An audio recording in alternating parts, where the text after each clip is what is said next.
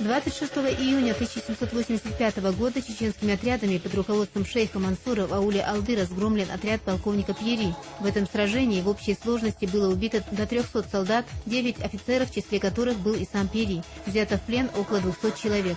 В воле случая в числе пленных оказался и будущий генерал и герой Отечественной войны 1812 года Багратион. Он был адъютантом полковника Пьери. Горцы, пораженные мужеством и отвагой молодого офицера, добровольно выдали его противнику без всяких предварительных условий и требований. Род Багратиона берет свое начало от пристава-правителя старейшин провинции Грузии. В свою очередь его сын Ашот Куропалат долгое время был царем Грузии. В начале июня 1853 года известный русский писатель граф Лев Николаевич Толстой посещает укрепление Воздвиженское. В Чечню он прибыл в апреле 1851 года и пробыл здесь до 1854 года. Именно здесь, на Кавказе, и начинается его литературная деятельность.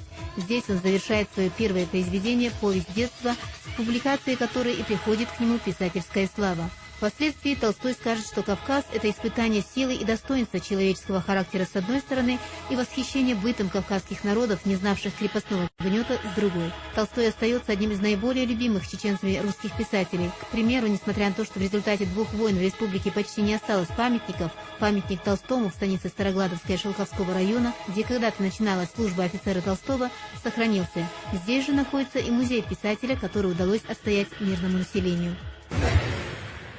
14 июня 1859 года, незадолго после поражения имама Шамиля и окончания Кавказской войны, Чечня была включена в состав Российской империи. Практически в эти же дни, в середине июня 1860 года, в Аргунском округе в юго-западной части Чечни вспыхивает восстание под руководством бывших наибов Шамиля Атабая Атаева и Умыдуева. Восстание длилось недолго. Уже к началу 1961 года оно было жестоко подавлено, а руководители восстания Умыдуев и Атабай Атаев сосланы в Сибирь. Атабай Атаев выходит из аула Чунгарой-Эвла, ученый Алим, наиб округа между реками Мартан, Сунжа, Аса и Черными горами. Умадуев выходит из общества Зумсой и наиб Зумсоя. Дуев вскоре после ссылки был возвращен и избран старшиной Зумсоя. Тем не менее, уже к концу 1877 года вновь предпринимает попытку организовать сопротивление и совместно с имамом Алибек Хаджи поднимает восстание.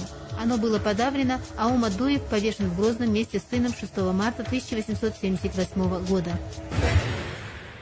В июне 1877 года, потерпев поражением Аухи, Салатавии и Зандаковских аулов, Алибек Хаджи с сотней повстанцев занял позицию на высоте Кажалкан-Ду на месте разгрома в 1845 году графа Воронцова. В течение 2 дней к Алибеку Хаджи присоединились еще 200 человек из окрестных аулов. В 5 часов утра 24 июня 1877 года царские войска предприняли трехсторонний штурм высоты. Против 300 защитников позиции Алибек Хаджи сражались отряд полковника Батьянова, 2 сотни кизляра Гребенского полка, 3 сотни всадников, местная милиция под командой поручика Айшиева, 2 роты Куринского полка под командованием подполковника Кноринга и отряд полковника Долгова. Выходы на плоскость прикрыл отряд полковника Нурида.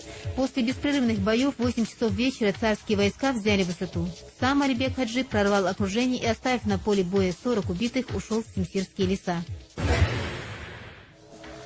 17 июня 1906 года на имя председателя Первой Государственной Думы Муромцева поступает телеграмма с требованием не вовлекать чеченцев в стражники для охраны помещичьих имений в центральной губернии России. Уже 28 июня этого же года чеченский депутат Таштемир Эльдерханов выступает на заседании Думы с жестким требованием прекратить вербовку стражников из Горцевской области и сеять межнациональную рознь. Выступление Эльдерханова вызвало большой общественный резонанс, и под давлением общественности вербовка стражников из Северо-Кавказского региона вскоре была прекращена. Таштемир Эльдерханов, известный чеченский просветитель, партийный и государственный деятель, родился 1 апреля 1870 года в селе Гихей в семье крестьянина-середняка.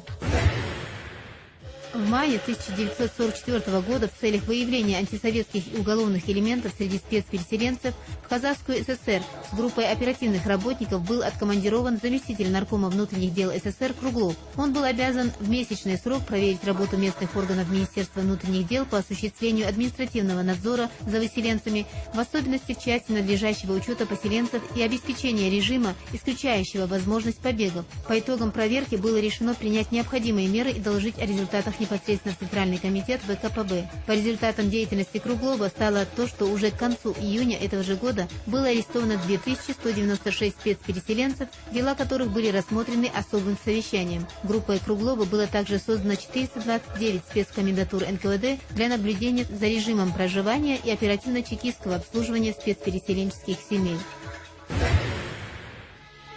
В июне и октябре 1995 года в Чеченской Республике было объявлено временное перемирие и прошли переговоры по блоку военных вопросов. С целью срыва достигнутых договоренностей в октябре этого же года в Грозном было совершено покушение на генерала Романова. Взрыв фугаса направленного действия прогремел в тоннеле в тот момент, когда по нему проходила колонна, в которой следовал и автомобиль командующего. Анатолий Александрович получил тяжелые ранения, которые на долгие месяцы приковали его к госпитальной койке. Цель была достигнута. Временное перемирие было нарушено, и военные действия в Чеченской Республике возобновились с новой силой. Анатолий Романов командовал объединенной группировкой федеральных войск Чеченской Республики с лета 1995 года.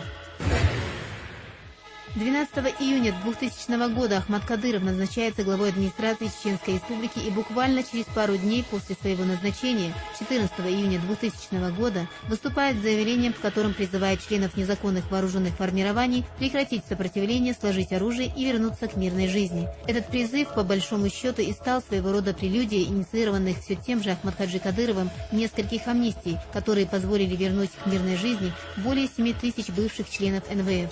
Ахмадхаджи Кадыров был самой яркой фигурой чеченской политики и истинным вождем своего народа. На родине он имел огромный авторитет и снискал уважение даже у своих злейших врагов.